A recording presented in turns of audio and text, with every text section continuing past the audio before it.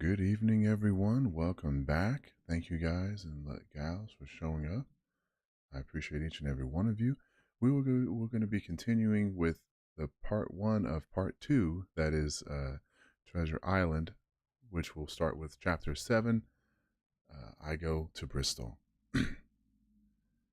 It was longer than the squire imagined, ere we were ready for the sea, and none of our first plans, not even Dr. Livesey's of keeping me beside him, could be carried out as we intended. The doctor had to go to London for a physician to take charge of his practice. The squire was hard at work at Bristol, and I lived on at the Hall, under the charge of old Redruth, the gamekeeper, almost a prisoner, but full of sea dreams and the most charming anticipations of strange islands and adventures. I brooded by the hour together over the map, all the details of which I well remembered. Sitting by the fire in the housekeeper's room, I approached that island in my fancy from every possible direction. I explored every acre of its surface.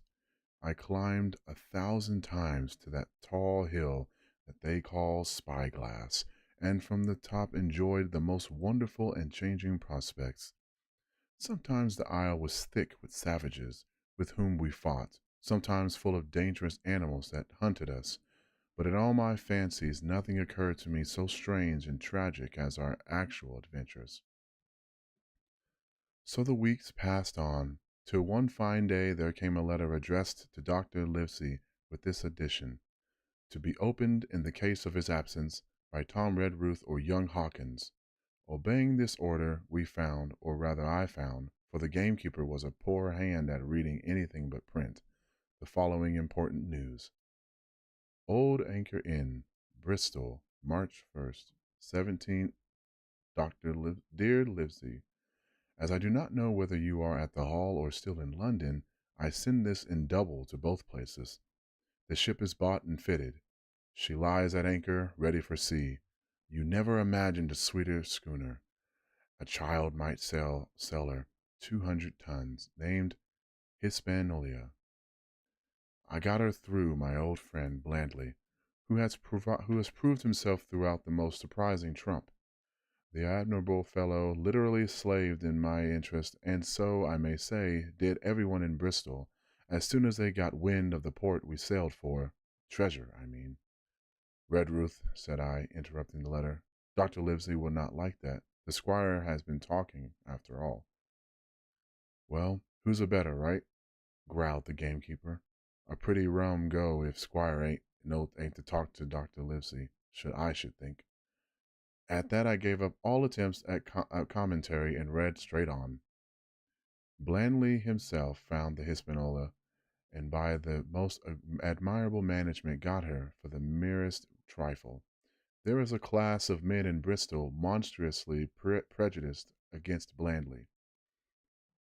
They go the length of declaring that this honest creature would do anything for money. that the Hispaniola belonged to him, and that he sold it me absurdly high, the most transparent what is it? Calumnies. None of them dare, however, to deny the merits of the ship. So far was not a hitch. The work people, to be sure, riggers and what not, were most annoyingly slow, but time cured that. It was the crew that troubled me. I wished a round score of men, in case of natives, buccaneers, or the odious French, and I had the worry of the deuce itself to find so much as half a dozen, till the most remarkable stroke of fortune brought me the very man that I required. I was standing on the dock when, by the merest accident, I fell in talk with him. I found he was an old sailor, kept a public house, knew all the seafaring men in Bristol, had lost his health ashore, and wanted a good berth as cook to get to sea again. He had hobbled down there that morning, he said, to get a smell of the salt. I was monstrously touched. So would you have been, and, out of pure pity, I engaged him on the spot to be the ship's cook. Long John Silver, he is called, and has lost a leg, but that I regard it as a recommendation, since he lost it in his country's service, under the immortal Hawk. He has no pension, Livesey. Imagine the abominable age we live in. Well, sir, I thought I had only found a cook, but it was a crew I had discovered. Between Silver and myself, we got together in a few days a company of the toughest old salts imaginable. Not pretty to look at, but fellows, by the faces, of the most indomitable spirit. Excuse me. I declare we could fight a frigate. Long John even got rid of 2 out of the 6 or 7 I had already engaged. He showed me in a moment that they were just the sort of freshwater swabs we had to fear in an adventure of importance. I am in the most magnificent health and spirits, eating like a bull, sleeping like a tree, yet I shall not enjoy a moment till I hear my old tarpaulins trampling round the capstan. Seaward ho! Hang the treasure! It's the glory of the sea that has turned my head. So now, Livesey, come post. Do not lose an hour, if you respect me. Let young Hawkins go at once to see his mother, with Red Ruth for a guard, and then both full speed to Bristol. John Trelawney. Postscript. I did not tell you that Blandly, who, by the way, is to send a consort after us if we don't turn up by the end of August, had found an admirable fellow for sailing master, a stiff man, which I regret, but in all other respects a treasure. Long John Silver unearthed a very competent man for a mate, a man named Arrow. I have a boatswain who pipes. Livesey, so things shall go man o' war fashion on board the good ship Hispaniola. I forgot to tell you that Silver is a man of substance. I know of my own knowledge that he has a banker's account, which has never been overdrawn. He leaves his wife to manage the inn, and as she is a woman of color, a pair of old bachelors like you and I may be excused for guessing that it is the wife quite as much as the health that sends him back to roving. J.T. P.P.S. Hawkins may stay one night with his mother. J.T. You can fancy the excitement into which that letter put me. I was half beside myself with glee, and if ever I despised a man, it was old Tom Redruth, who could do nothing but grumble and lament. Any of the under gamekeepers, would gladly have changed places with him, but such was not the squire's pleasure, and the squire's pleasure was like law among them all. Nobody but old Redruth would have dared so much as even to grumble. The next morning he and I set on foot for Admiral Benbow, and there I found my mother in good health and spirits. The captain, who had so long been a cause of so much discomfort, was gone where the wicked had ceased from troubling. The squire had had everything repaired, and the public rooms and the sign repainted, and had added some furniture. Above all, a beautiful armchair for mother in the bar. He had found her a boy as an apprentice, also, so that she should not want help while I was gone. guard me. It was on seeing that boy that I understood for the first time my situation. I had thought up that I had thought up to that moment of the adventures before me, not at all of the home that I was leaving. And now at sight of this clumsy stranger who was to stay here in my place besides my mother, I had my first attack of tears. I am afraid I led that boy to a dog's life. For as he was new to the work, I had 100 opportunities of setting him right and putting him down, and I was not slow to profit by them.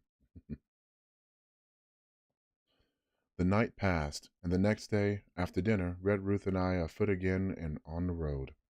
I said goodbye to mother and the cove where I had lived since I was born, and the dear old Admiral Benbow, since he was repainted, no longer quite so dear.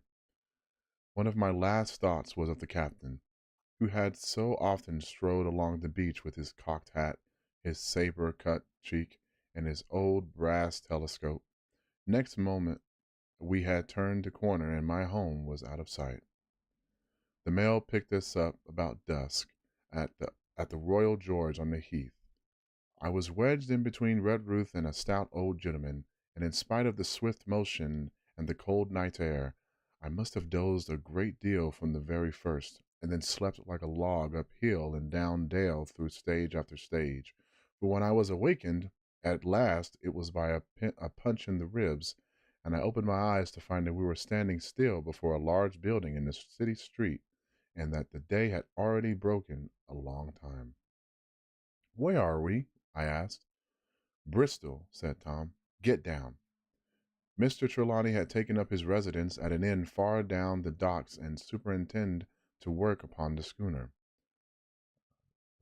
Thither we had now to walk, and our way, to my great delight, lay along the quays and beside the great multitude of ships of all sizes and rigs and nations. In one, sailors were singing at their work; in another, there were men aloft high over my head, hanging to threads that seemed no thicker than a spider's. Though I had lived by the shore all my life, I seemed never to have been near the sea till then. The smell of tar and salt was something new. I saw the most wonderful figureheads that had all been far over the ocean. I saw, besides, many old sailors, with rings in their ears and whiskers curled in ringlets and tarry pigtails, and their swaggering, clumsy sea walk. And if I had seen as many kings or archbishops, I could have not been more delighted. And I was going to see myself, to see in a schooner, with a piping boatswain and a pig-tailed singing seaman, to sea, bound for an unknown island, and to seek for buried treasure. While I was in this delightful dream, we came suddenly in front of a large inn and met Squire Trelawney, all dressed out like a sea officer, in stout blue cloth, coming out of the door with a smile on his face and a captain imitation of a sailor's walk. "Here you are," he cried, and the doctor came last from London. "Bravo! The ship's company complete." "Oh, sir," cried I, "when do we sail?" "Sail?" says he. "We sail tomorrow."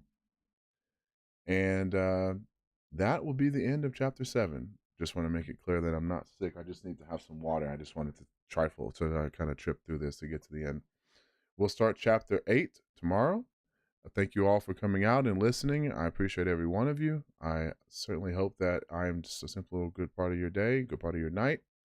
The next chapter is entitled At the Sign of the Spyglass. Exciting. And as always, just because the world's on fire does not mean you have to feed the flame. Everyone take care and have a wonderful rest of your evening.